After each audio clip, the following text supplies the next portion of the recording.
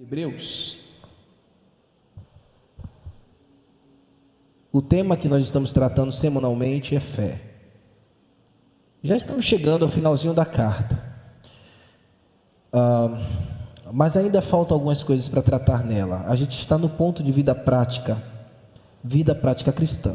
A gente, geralmente, as cartas sempre do Novo Testamento sempre começam mais dirigidas em sua fonte doutrinária, depois ele vai caminhando, o tal autor vai caminhando para o sentido mais prático. A gente está aqui no sentido mais prático. Mas desde lá do capítulo 5, versículo 19, ele já vem dizendo que o nosso Senhor Jesus Cristo, ele veio ser o autor da nossa eterna salvação. E a fé é o elemento que nos faz firmar essas verdades. E nós chegamos no capítulo 11 e vendo a galeria dos heróis da fé. Na semana passada nós meditamos sobre Abraão. O tema foi Abraão, a fé que aspira por uma pátria superior. E vimos a fé deste homem que obedeceu a Deus. E eu mostrei para vocês que essa obediência se deu em duas fases, em dois momentos distintos, ou duas características. Eu não sei se você se recorda, mas a primeira fase desta obediência se deu de maneira imediata. Ele ouviu a voz de Deus e foi aquela fé que eu disse que brota no coração imediatamente, que acontece com muitos de nós aqui. Deus fala conosco e a fé brota no nosso coração. A outra característica é quando a fé ela nos leva a ter uma obediência progressiva. Quando nós não conseguimos reproduzir a ordem de Deus imediatamente, mas pela providência de Deus, Ele vai nos conduzindo o coração de forma, aquele coração que creu imediatamente, mas que de alguma forma, em alguns momentos específicos, precisa caminhar, progredir dentro da providência de Deus, assim como Abraão lá na Mesopotâmia ouviu Deus chamá-lo, mas ele só pôde ir para Canaã de fato anos depois. Ele sai da terra dos caldeus e vai para Canaã. Ele primeiro parou em Harã, sai dos caldeus, para em Harã. Depois da morte do seu pai, ele vai para a terra onde Deus lhe havia mandado ir, que ainda iria revelar para ele, né? Ainda iria lhe mostrar. Instantaneamente ou progressivamente, nós aprendemos que nós precisamos dar ouvidos a Deus e seguir com fé. Vimos também que Abraão, Isaque e Jacó, eles andaram como peregrinos, como forasteiros. E aí o autor sagrado usou a expressão que eles viviam em tendas, porque aguardavam uma cidade de fundamentos. Tendas não têm fundamentos. Tendas são moradias montáveis, desmontáveis, provisórias. E o que ele fazia? Ele vivia com os seus filhos, esses patriarcas, em tendas como nômades, mas crendo em uma cidade superior. E eu mostrei para vocês que essa cidade era Jerusalém, e que Deus havia mostrado ao apóstolo João lá na sua revelação, e eles aspiravam por essa cidade e morreram aspirando por ela. Vimos que Abraão pela fé e Sara também, eles foram capacitados. Na verdade, por causa da fé de Abraão, Sara recebeu o poder de Deus de ser mãe, e ela foi capacitada por Deus, mas porque Abraão creu em todo tempo e nunca duvidou. E eu mostrei para vocês que Sara, em um certo momento da vida, ela não foi crédula, né? ela foi incrédula, mas Deus os usou como instrumentos e os capacitou. Mesmo com o corpo envelhecido, eles receberam poder e puderam gerar um filho, o filho da promessa. Eu mostrei para vocês que tanto Abraão, Sara, Isaque e Jacó morreram na fé. Eles não retroagiram. O próprio texto mostra que se eles estivessem aspirando outras coisas, eles voltariam para uma vida antiga. Mas eles permaneceram naquela cidade E aí eu usei e disse para vocês quantos irmãos viveram conosco e também deixaram essa vida na fé. Eles estão aspirando junto com esses patriarcas ainda a cidade que virá. Então nós estamos aspirando, eles estão também desejando, e todos nós um dia iremos morar juntos com Jesus em sua cidade celestial, brilhante, santa. Eles estão na zona intermediária aguardando, nós estamos batalhando aqui, mas um dia todos nós estaremos reunidos e glorificados. Amém, irmãos? E a fé que nos garante tudo isso aqui como verdades e promessas fidedignas. Agora, irmãos, hoje nós iremos considerar o capítulo 11, versículo 17 ao 22. Nós vamos ver sobre os patriarcas ainda, e a fé que vai além da vida, é o tema. Os patriarcas e a fé que vai além da vida. Vamos ver como estes homens ultrapassaram os limites de sua própria vida quando se diz na questão da promessa, do que Deus havia prometido. E Deus nos chama a viver assim. Nós precisamos viver além das nossas expectativas humanas. Nós temos limites, irmãos, limites de vida, nós temos tantos limitadores, mas nós devemos viver acima dessas coisas. Só a fé nos leva a esse sentido. Agora tem que ser aquela fé bíblica, autêntica, com fundamento que são as verdadeiras promessas de Deus. Vamos ficar de pé para ler esse texto? Convido vocês a ficarem de pé comigo para a gente ler capítulo 11, verso 17 ao verso 22. Obrigado, meu filho. Obrigado, viu?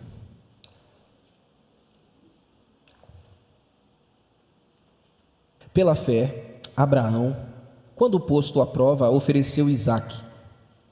Estava mesmo para sacrificar o seu unigênito, aquele que acolhera alegremente as promessas.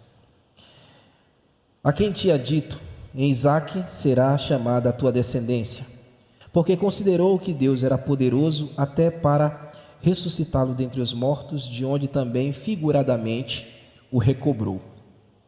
Pela fé, igualmente, Isaque abençoou a Jacó e a Esaú acerca das coisas que ainda estavam por vir. Pela fé, Jacó, quando estava para morrer, abençoou cada um dos filhos de José e, apoiado sobre a extremidade do seu bordão, adorou. Pela fé, José, próximo do seu fim, fez menção do êxodo dos filhos de Israel, bem como deu ordem quanto aos seus próprios ossos. Amém. Senhor, eis a tua palavra, que foi lida, e agora precisamos entendê-la, compreendê-la. Precisamos da fé, Senhor, para isso. Que temos limitações físicas, há um abismo antológico, nós temos o pecado que nos impede de compreender a tua revelação.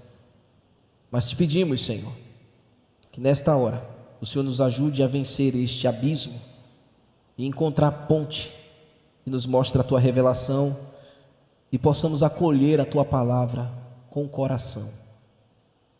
Faz, meu Senhor, que haja edificação no meio do teu povo e me dê, Senhor, eu te peço, clareza para conduzir, Senhor, este ensino, dependendo do Espírito Santo, e com fé de que o Senhor cumprirá o teu propósito de edificar os meus irmãos. No nome de Jesus, eu te rogo. Amém. Podeis sentar, irmãos. Os versos 17, 18 e 19. Eles mostram Abraão, um homem de fé, este herói aqui, que foi experimentado até o limite. Já pensou se Deus te experimenta até o limite? Às vezes você se sente uma corda tão frágil, né? Ai, Senhor, se puxar muito eu posso partir. Mas Deus sabe até onde a gente suporta. Deus sabe até onde a gente resiste. E geralmente as provas são assim, elas vão até o limite, vai até lá. E quando a gente pensa que não dá, Deus sabe que pode esticar. Ele ele não vem para te arrebentar. Ele vem até o limite.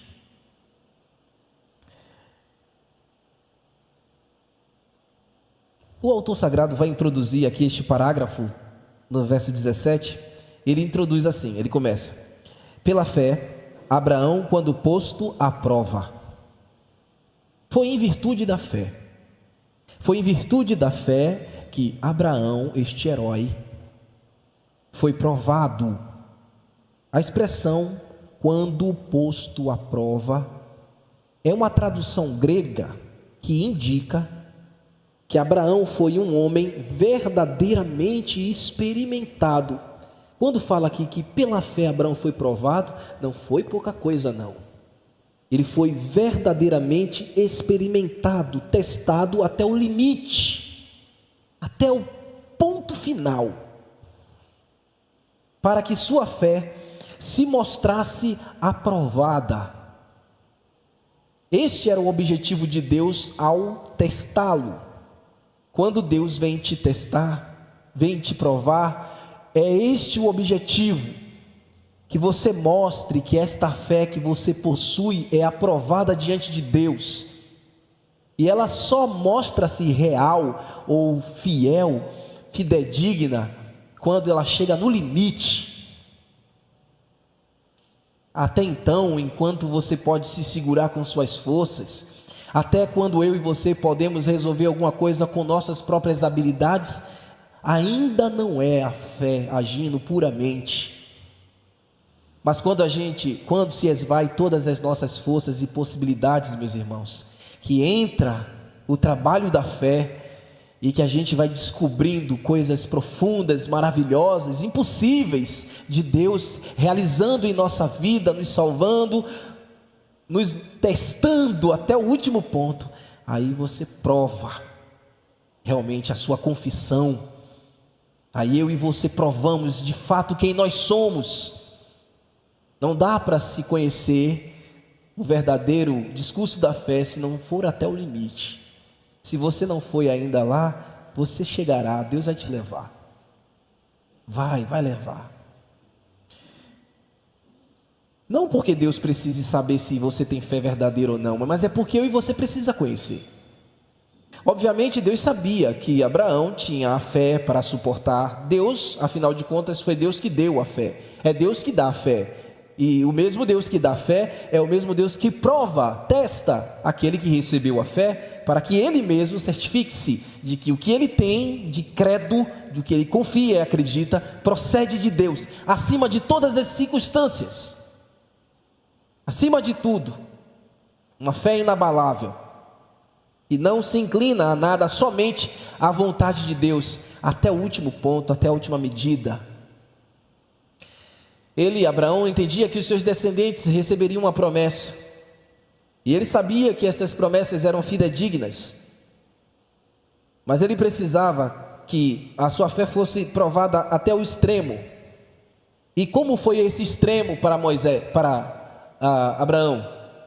O extremo foi, o texto diz, oferecer o seu filho.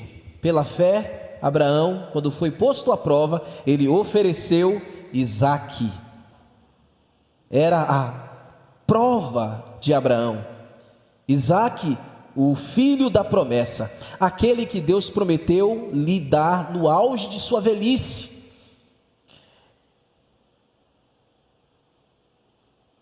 Mas a fé impeliu Abraão a dedicar este filho a Deus, apresentando-o como, meus irmãos, como um presente a Deus.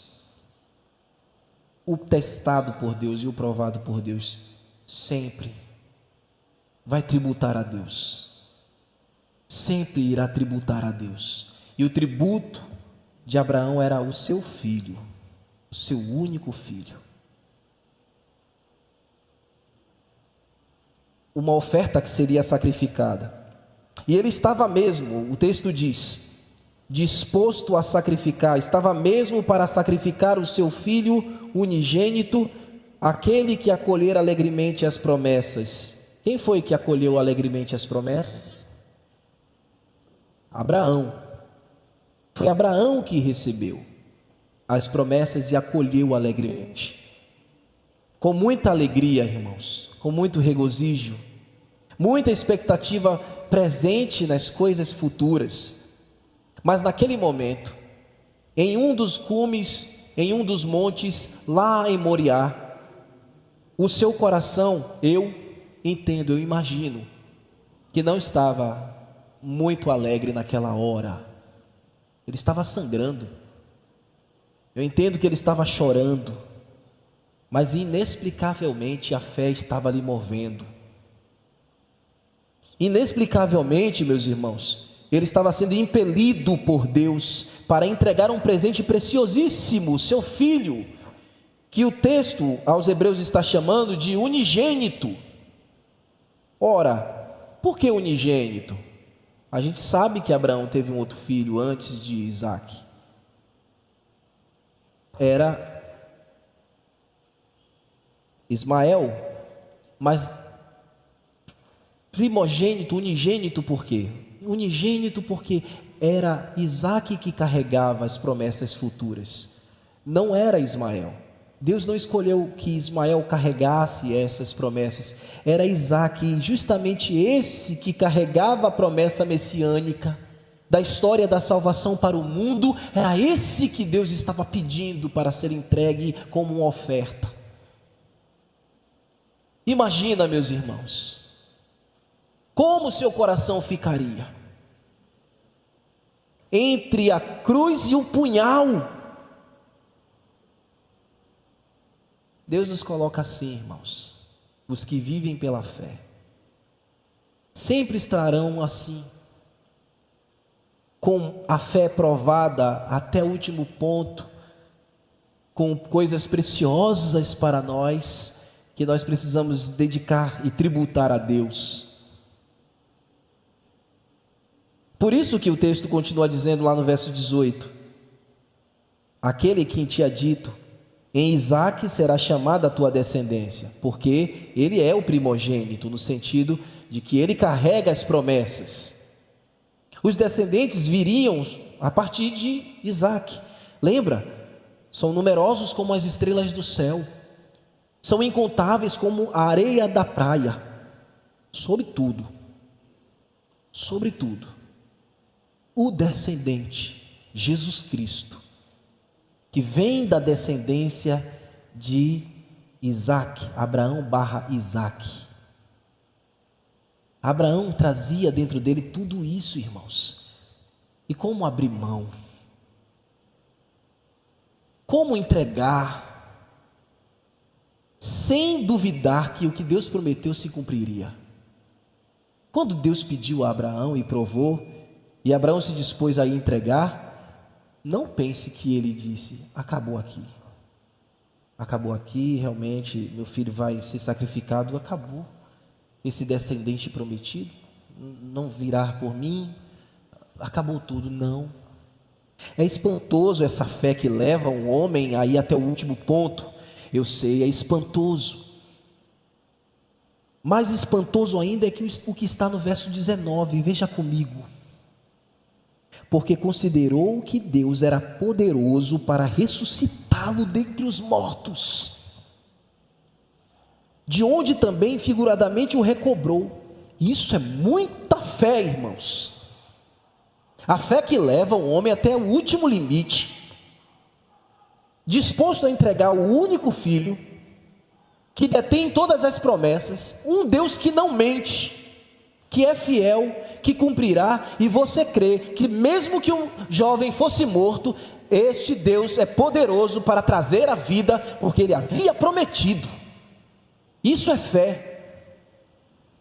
Quando tudo se pulveriza na sua vida, quando tudo acaba na ótica humana, mas o seu coração, mesmo sangrando, ainda reúne aquela esperança firme de que Deus é fiel para fazer ressuscitar tudo o que Ele havia dito e prometido. Isso é andar na fé, é viver na fé além dos nossos limites, além da própria vida. Não tem ninguém aqui, irmãos, que não possa viver uma, digamos, experiência próxima a Abraão, em algum sentido da vida. Deus nos levar, nos esticar, nos exigir algo que nós precisamos tributar, e a fé, mesmo os corações sangrando e chorando, está pronta, de prontidão, mas crendo muito mais no Deus que não mente. Isso é espantoso. Que fé poderosa, meus irmãos. Abraão estava certo que Deus é poderoso para trazer de volta o seu filho dos mortos. Abraão estava certo e pela fé. Essa certeza não vinha de nenhuma segurança externa, mas de Deus, que havia enchido o seu coração. Um homem que já viveu um milagre. Você já viveu muitos milagres.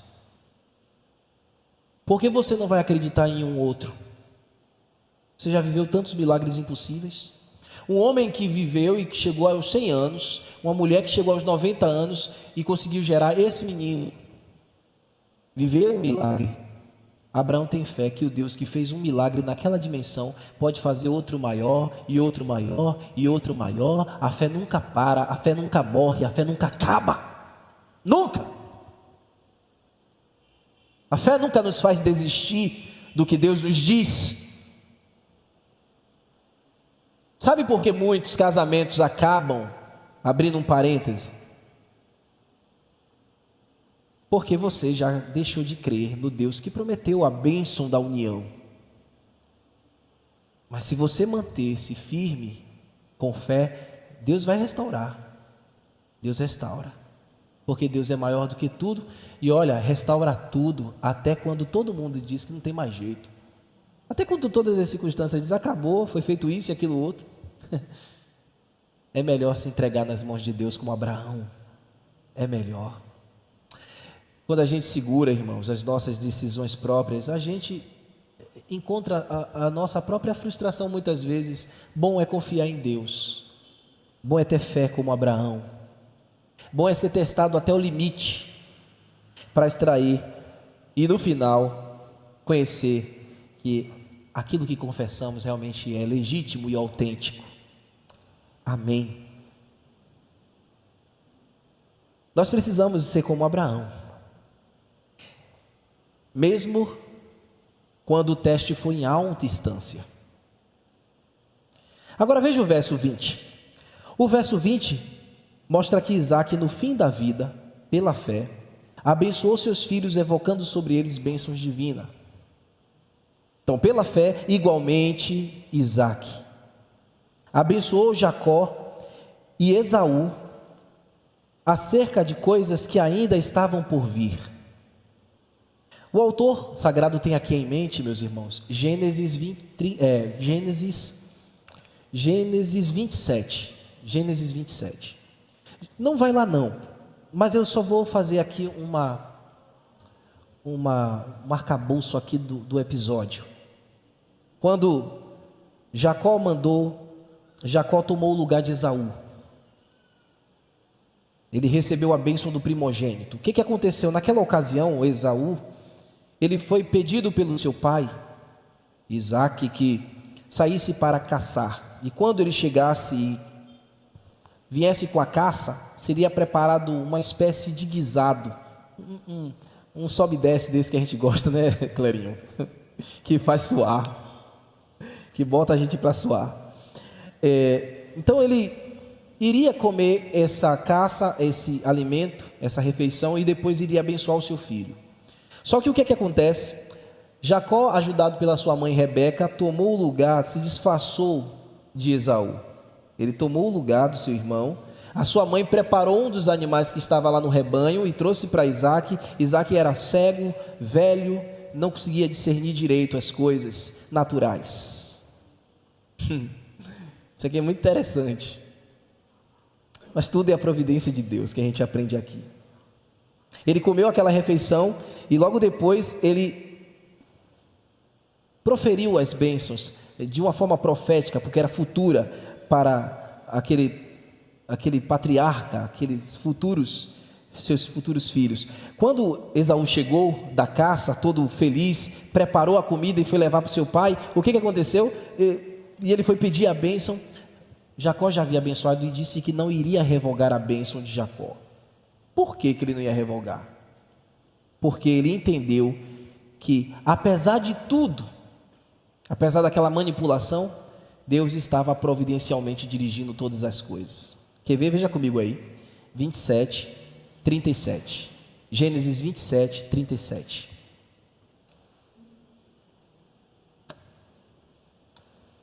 Esaú chorou e disse: meu pai, não tem uma bênção, somente uma bênção, meu pai. Esaú chorou, né? Então Isaac disse a Esaú, no verso 37, fiz de Jacó o seu senhor, tem como voltar mais? Fiz de Jacó o seu senhor e declarei que todos os irmãos dele servirão.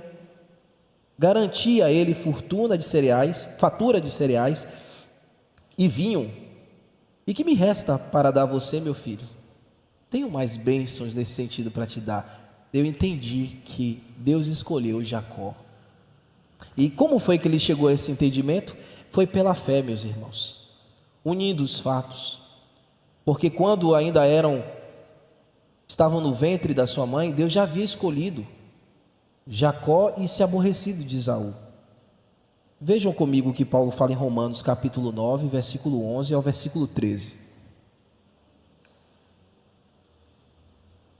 E ainda não eram os gêmeos nascidos, Romanos 9, 11 a 13. Ainda não eram os gêmeos nascidos, nem tinham praticado nem o bem nem o mal, para que o propósito de Deus quanto à eleição prevalecesse não por obras, mas por aquele que o chamou. Já fora dita a ela quem? A mãe, que é Rebeca, lá em Gênesis 25, 21 a 26. Porque nessa hora aqui, que Paulo está sacando da história, lá no relato em Gênesis, é quando no ventre de Rebeca está brigando Esaú e Jacó, lutando. A Bíblia diz que eles lutavam. E ela dizia: por que está acontecendo isso? Me fale, Senhor. E ela orou e Deus respondeu: aí no seu ventre tem duas nações, só que o mais novo vai servir, o mais velho vai servir o mais novo. Então, ela recebeu essa informação. E aí, como está escrito, amei Jacó e me aborreci de Esaú. Está escrito lá em Malaquias 1, 2 e 3. Deus escolheu e amou a Jacó. E como foi que Isaac viu isso? Pela fé, irmãos. Pela fé ele entendeu, mesmo cego no final da vida, que Deus havia escolhido. Passou-se 20 anos, pouco mais, e Jacó saiu daquele lugar. E no verso 32, no capítulo 32 de Gênesis, Jacó ele tem um encontro com Deus, e ele luta com Deus. Você lembra desse episódio? Jacó lutou com um anjo, com um varão, até o dia amanhecer. E quando a alva já chegava, ele agarrou-se na coxa e disse: não te deixarei até que você me abençoe. E o varão tocou na juntadura da coxa dele e descolocou o músculo da sua coxa, e Jacó passou a manquejar dali em diante. Naquele momento ali, meus irmãos, nós entendemos que Jacó está lutando com a figura divina. É a segunda pessoa da divindade, Jesus Cristo na sua forma pré-encarnada. Jacó está lutando com Cristo. E o Senhor disse: você lutou com Deus e com os homens. Na palavra lá diz isso. Porque lutaste com Deus e com os homens e prevaleceste. E o seu nome foi mudado de Jacó para Israel. Mas ali não era uma mudança completa na sua vida ainda. Jacó foi crescendo, foi se desenvolvendo. E lá no capítulo 35 de Gênesis, ele tem uma experiência com Deus e ele diz à sua família que eles deveriam abandonar todos os ídolos. Ali é o ponto de virada da vida de Jacó. Jacó realmente conheceu a Deus. Jacó realmente se tornou aquele que é servo do Senhor. Por isso a Bíblia chama os patriarcas de Deus de Abraão, Isaac e Jacó. Jacó foi realmente convencido. Pela fé, ele abandonou a idolatria, ele abandonou o pecado e ele abençoou os seus descendentes. E foi pela fé, quando ele estava para morrer, que ele abençoou Efraim e abençoou a Manassés. Efraim e Manassés são filhos de José. José é um filho muito querido de Jacó, mas os filhos de José receberam bênçãos espirituais poderosas. E nesse momento aqui, foi no capítulo 48 de Gênesis, quando Jacó vai abençoar os seus filhos. O que acontece? Isaac vai abençoar os seus filhos. O que acontece? O texto fala que o menor seria abençoado mais do que o maior. Lembra da mesma história do filho, né? Na mesma história dele, ele e seu irmão. Ele foi abençoado e recebeu a bênção de primogenitura, e agora está acontecendo aqui também com os seus filhos. Então a mão esquerda de Jacó veio sobre Manassés, mas a mão direita veio sobre Efraim. E Efraim se tornou grande, e de fato, o reino do norte, que são as 10 tribos, passou a ser chamada muitas vezes na Bíblia de Efraim, dado a grandeza que esta tribo se colocou diante de todos os seus irmãos. Mas por quê? Porque pela fé o patriarca abençoou eles e cria que isso alcançaria os seus netos. Agora no verso 21 aí de Hebreus, no final do verso 21, Jacó está apoiado, o texto diz que ele está apoiado na extremidade de um bordão e adorando. Isso aconteceu no final do verso 40, aconteceu no capítulo 47 de Gênesis. No capítulo 48 ele está abençoando os filhos de José, como eu disse, trocando as mãos, abençoando o mais novo e dando autoridade ao mais novo. Quando ele fez isso, José até disse: não, meu pai, não é assim que faz não, está errado aí, quis até mudar a posição, né? Mas aí o pai falou: não, meu filho, eu sei o que eu estou fazendo, é assim que deve ser. Pela fé, ele sabia que tinha que abençoar o mais novo, porque o mais novo, ele viu pela fé, era o que iria carregar a promessa, as promessas superiores. Só que quando o autor está dizendo que ele está apoiado no bordão, se você for lá em Gênesis 47 e 31, você vai ver que tem uma diferença. Veja aí comigo, por favor. Gênesis 47 e 31. Então disse Jacó: jura-me. E ele jurou. E Israel se inclinou, ele está pedindo, falando aqui com José: jura-me. E ele jurou. E Israel se inclinou sobre a cabeceira da cama. Ele está dizendo: olha, não me deixe aqui quando eu morrer. O contexto ali é esse: quando eu morrer, não me deixe aqui. Me leve o meu corpo para ser enterrado na terra que o Senhor prometeu. Eu não quero ser enterrado aqui, no Egito. Eu quero ser enterrado lá na terra que meu Deus me prometeu. Olha que fé, né? Além dos seus limites. E jure isso agora, meu filho. E na cama, na cabeceira da cama, ele se inclinou, ele adorou a Deus ali. Essa expressão cabeceira da cama está no original hebraico aqui, que é no Velho Testamento. Mas no Novo Testamento, em Hebreus, não é cabeceira da cama, é bordão. Por que é bordão e não é cabeceira da cama? É bordão porque lá no Novo Testamento, o autor aos Hebreus está olhando e fazendo um recorte da Septuaginta. Vocês sabem o que é Septuaginta, né? A tradução dos 70, que Jesus lia, os apóstolos liam. Então, o autor aos Hebreus está olhando para o texto, não massorético, não os textos antigos, mais antigos. Ele está olhando para a Septuaginta. E aí ele faz esse recorte e traz para cá. Mas o ponto aqui é o quê? Você deve se perguntar. Ele está abençoando os filhos no capítulo 48 de Gênesis. Tudo bem. E o autor aos Hebreus está usando esse episódio e usando o episódio onde ele na cama, que ele está chamando de bordão, está adorando a Deus. Que coisa tem uma com a outra? Um é no capítulo 47 e outro é no capítulo 48. Por que ele está colocando tudo junto? Porque uma coisa e outra estão comunicando a mesma situação. Fé. Era pela fé que esse patriarca não queria ficar ali, morto no Egito. Pela fé ele queria voltar para a terra da sua promessa. E é mesmo pela fé que antes de morrer, ele dispensou a bênção para os seus descendentes. Então, a mesma fé que fazia ele acreditar que iria repousar na terra prometida, que o seu pai havia lhe dito, que Deus lhe havia falado, que um dia ele vai voltar a viver lá, era a mesma bênção que ele quer que os seus descendentes aqui vivam. Então, somente a fé fazia um homem conectar todas essas coisas. e não se desassociar de nada. Agora veja comigo o verso 22. No verso 22, tanto José, também como herói, tem a expectativa de que também não ficaria ali naquela terra. Ele viu seu pai dizer: jure que eu não vou ficar aqui. Então aquilo no coração de José falou muito alto. E é o que ele diz: pela fé, José, próximo do seu fim, ou perto de morrer, fez menção aos filhos de Israel e deu ordens quanto aos seus próprios ossos. Foi pela fé que José, lá no Egito, disse: quando vocês saírem daqui, levem os meus ossos, não deixem os meus ossos aqui.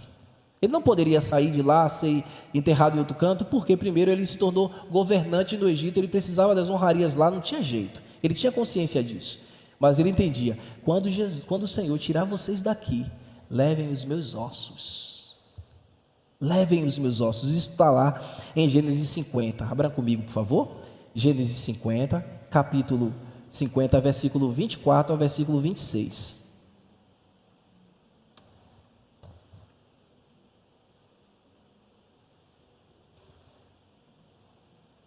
Lá está escrito assim: José disse aos seus irmãos: em breve morrerei, mas certamente Deus os ajudará e vai tirar vocês dessa terra e os levará de volta para a terra da promessa solene, que prometeu solenemente dar a Abraão, Isaque e Jacó. Então fez José os filhos de Israel prestarem um juramento e disse: quando Deus vier ajudá-los e conduzi-los de volta, levem os meus ossos com vocês. Que fé! Vocês vão sair daqui. E olha que naquele momento a nação de Israel ali dentro do Egito estava vivendo muito bem, tranquila. Depois é que veio a escravidão, depois é que veio a opressão, mas ele já está vendo lá na frente. Ele está dizendo: quando eu morrer e quando vocês saírem daqui, levem os meus ossos, tirem os meus ossos daqui. E aí o texto diz que ele viveu 110 anos, depois faleceu e foi enterrado em um caixão, em uma urna fúnebre, dessas de Faraó, dessas que você já viu aí nos cinemas, já viu aí por aí nas mídias. Ele foi colocado num sarcófago e foi enterrado lá no Egito. Mas ele disse: quando vocês saírem daqui, levem os meus ossos. Isso é fé, meus irmãos. Êxodo 13, 19. Abram comigo. Em Êxodo 13, 19, você vê Moisés mostrando que isso aconteceu. Não foi apenas um conto, um desejo, foi real.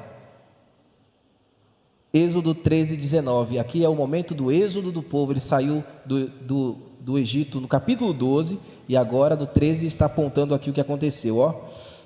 Moisés levou consigo os ossos de quem?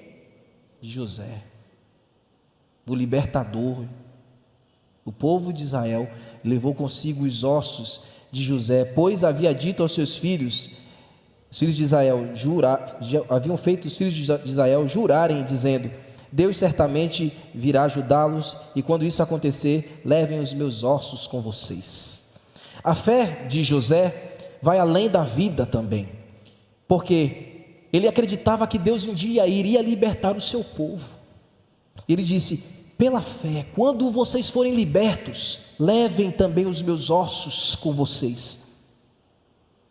E quando isso aconteceu, meus irmãos, quando isso aconteceu e Moisés estava levando os ossos de José para fora do Egito, ali estava se cumprindo que a fé daquele homem ainda era viva.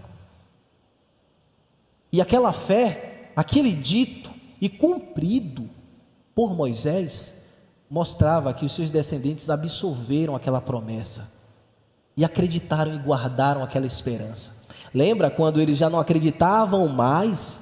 E Deus levanta Moisés, e depois ele vai tratar aqui como Moisés, o próximo herói vai ser Moisés, viu? A gente já passou algumas semanas falando de Moisés. E Moisés volta lá e reanima a fé desse povo. Está embutida isso aqui, a esperança e a fé de José que esse povo deveria cultivar. José confiava em Deus, que Deus visitaria e iria redimir o seu povo. José, meus irmãos, é uma figura na Bíblia que tem uma conexão muito grande com Jesus. José é um tipo de Cristo no Velho Testamento. Assim como, através de José, Deus proveu o povo, sustentou o seu povo, não deixou o seu povo sucumbir, assim também em Cristo é que o povo de Deus não irá morrer, se acabar, sucumbir. Deus preserva. E como é que o povo de Deus está preservado até hoje? Qual é o elemento que sustenta o povo de Deus até hoje? A fé em Cristo. É isso que sustenta o povo até hoje.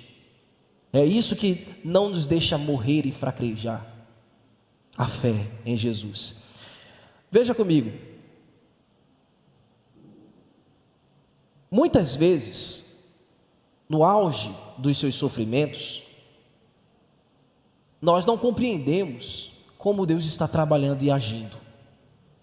Nós devemos fazer nesta hora o que esses heróis do passado fizeram, nos curvarmos diante da soberania. Mesmo enquanto José não entendia o que o seu pai estava fazendo, pela fé ele estava acreditando. Mesmo quando Isaac não estava entendendo muito bem o que o seu pai estava fazendo ali no monte em Moriá, ele estava crendo e estava tendo fé. Fé que vai além das expectativas, mas fé que é dominada e manifestada dentro da soberania de Deus. É essa fé, irmãos, que nós precisamos. A fé que vai além da vida não se baseia em apenas coisas que são favoráveis para nós, coisas que estão com clareza, como certeza para nós, mas tudo que seja diante do soberano plano de Deus. A fé de Isaac mostra que muitos de nós na vida devemos confiar em Deus, quando nos falta entendimento de tudo, quando a cegueira vem e a gente não consegue enxergar, quando os limites da idade chegam. A fé está ali, está lá, está contigo para te fazer entender e discernir as coisas que naturalmente você não poderia ver e enxergar. Aprender a confiar em Deus, aprender a entregar a Deus, a saber que todas as circunstâncias que vêm na nossa vida não vêm por um acaso, mas tudo tem a direção de Deus. Tudo, meus irmãos, tudo, até a calamidade. Abraão, que é o ponto máximo aqui, ele teve uma experiência que chegou até o limite. Deus sempre fez esse homem ser experimentado, mas aqui é o teste maior. Deus sempre experimentará os seus servos. Você sempre será experimentado, no intuito de que sua fé seja provada. Agora, eu quero que você entenda, Deus nos prova não para nos derrubar, como eu falei no início. Deus nos prova para a nossa edificação. Lá em Tiago, diz que todos que forem provados, entendam que a aprovação, ela vai proceder para que nós cresçamos.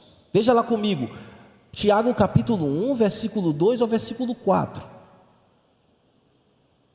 Diz assim: meus irmãos, considerem motivo de grande alegria sempre o passardes por todo tipo de provação, pois sabem que é quando sua fé é provada, a perseverança tem a oportunidade de crescer. Homem de fé, mulher de fé, prepare-se, vocês serão provados, como Abraão foi provado, porque vocês precisam crescer mais, um pouco mais. E é necessário que ela cresça, pois quando estiver plenamente desenvolvida, vocês serão maduros e completos, sem que nada lhe falte. Mas para chegar lá, tem que ser provado. Tem que ser provado. E aí Tiago ainda diz, no verso 13 e 15: e quando vocês forem tentados, porque há diferença de tentação e provação, quando vocês forem tentados, não digam que são tentados por Deus, porque Deus a ninguém tenta, nem faz mal. Então, meus irmãos, se a tentação vier, a tentação nos levará ou tentará nos levar a pecar, mas a provação de Deus virá para nos fazer crescer, virá para fazer os que têm fé crescerem. A fé nos leva a agir, e muitas vezes, quando não compreendemos os desígnios de Deus, mas percebemos curvados na soberania, a providência do Deus de Abraão, de Isaac, de Jacó e de José. E também, queridos irmãos, Não podemos afastar essa experiência de Jacó e Isaac daquilo que entendemos ser a história da redenção. Quando o Pai Celestial enviou o seu único filho, Abraão está no monte para entregar o seu único filho, e o Pai Celestial enviou o seu único e bendito filho e sacrificou ele numa rude cruz por mim e por você, em nosso lugar. E quando lá no monte Moriá, Deus proveu um carneiro para tomar o lugar de Isaac, na cruz, no monte chamado Gólgota, Deus proveu o cordeiro para tomar o nosso lugar. Porque o cutelo lá no monte de Moriá já estava erguido, a lenha já tinha sido posta, o rapaz já estava amarrado e deitado sobre a lenha. E quando Abraão iria sacrificar o seu filho, o anjo do céu gritou: Abraão, Abraão, não faça isso, porque agora eu sei que você teme a mim, porque não me negaste o teu único filho. Deus vai bradar no teu coração também, meus filhos, meus irmãos. Quando você chegar até o limite, Deus vai bradar no teu coração, aprovando a tua fé. A fé de Abraão transcendia o temor da morte. Esta fé que nós devemos praticar. Ora, 2000 anos depois, sobe um monte chamado Gólgota, não um rapaz com seu pai, mas o Cordeiro de Deus, não carregando lenhas, mas carregando a cruz. E o que pesava mais naquela cruz eram os meus pecados e os seus pecados. E ali naquele Calvário, ele venceu todos os seus temores. O que mais pesava ali naquela cruz talvez seja a tua falta de fé. Deus está te chamando a viver pela fé, a viver além dos limites da vida. Jesus Cristo, o Cordeiro de Deus, imolado e sacrificado, garantindo para você uma vida impelida pelo Espírito Santo, longe do pecado e completamente rendida à fé verdadeira, à fé divina. Naquele monte, não foi um anjo que gritou no monte Gólgota, foi o próprio Filho de Deus, dizendo: está consumado, comprando a tua vida, selando a tua vida, redimindo a sua vida por completo. Ele foi aquele que te recuperou da morte. Quando Abraão, pela fé, recebeu o seu filho recuperado da morte, Jesus Cristo recuperou a tua vida da morte, entregando a sua própria vida por você. Sim, e depois que ele morreu, ele ressuscitou, voltou à vida, porque pelo poder do Espírito Santo, ele voltou a viver para lhe fazer vencer a morte, o inferno e o pecado, para que você viva por fé. Amém. E sejamos, irmãos, como estes patriarcas, e que vivamos a vida com fé, além de nossos limites, além das nossas próprias vidas. Amém? Vamos ficar de pé e vamos orar.